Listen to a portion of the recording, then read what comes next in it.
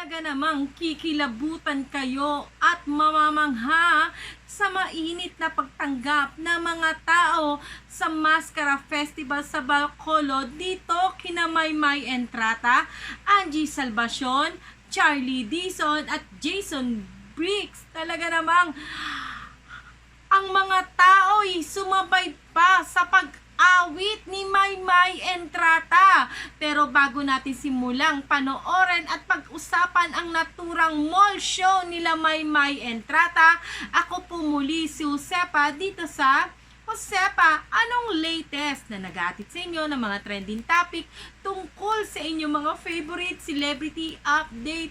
Eto nga, salaga namang napakainit na naging pagtanggap kay Maymay Entrata ng mga taga-Bacolod. Eto, panoorin natin ang naturang mall show nila Maymay Entrata sa Robinsons Bacolod.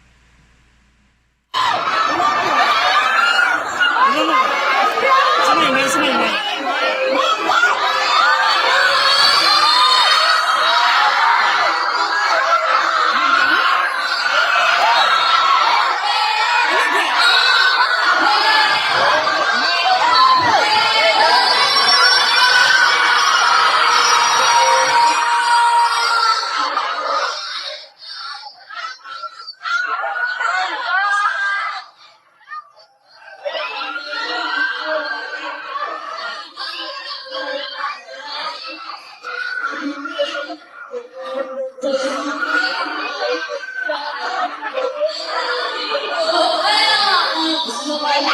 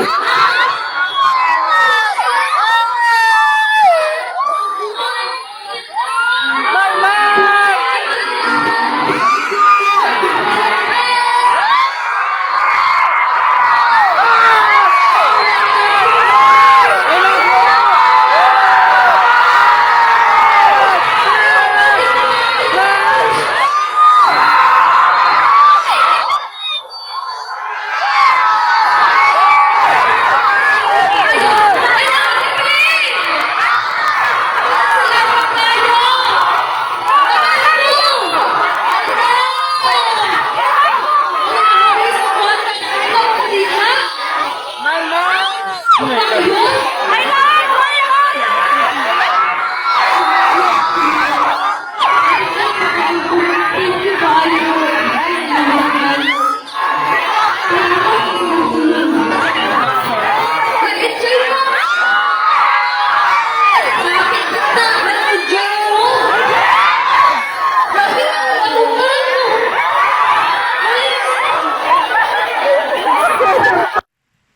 Iba talaga ang ama kabugera, di ba? Napakahirap pantayan, di ba? Kaya naman itong si Maymay Entrata sa bago niyang single na Pwede Ba? Ayan, talagang yung kanyang kaba, pero talagang napakahirap